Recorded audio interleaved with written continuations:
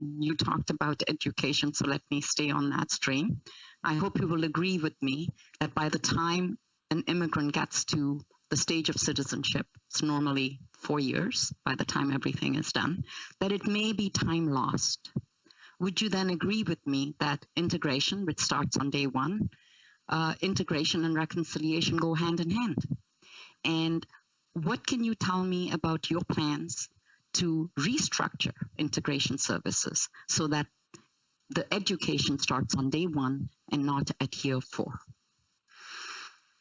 Well, thank you for the question, Senator. And I think you've touched on some very important issues there, both with regards to the work of reconciliation and how passing Bill C-8 into law can be a meaningful step towards achieving that with Indigenous peoples, but also where our immigration system fits into that work. And on a number of occasions, you mentioned the word integration, which is indeed one of the core objectives that we try to accomplish in our work as we welcome newcomers from abroad.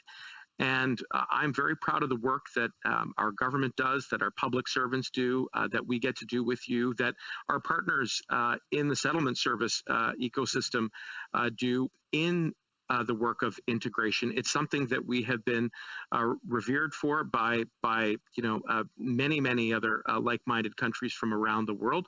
And so where I think we can restructure this particular part of our work is by both passing this bill into law, because as we've discussed, a revised oath that speaks to Indigenous peoples will add to that educational component for our new Canadians, but equally through what we hope will be the very imminent updating of our citizenship guide, that it won't be just a tool that you have to wait for until you take your oath, that you'll be able to use that guide broadly for those aspiring new Canadians who, as you say, on day one, will be able to access it and learn more about the history of Canada, including Indigenous peoples.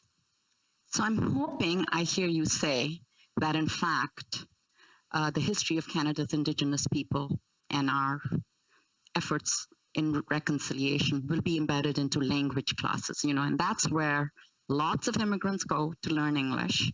From day one, we spend lots of money on doing this. So I would sort of urge you to aim for a triple bottom line as opposed to a double bottom line.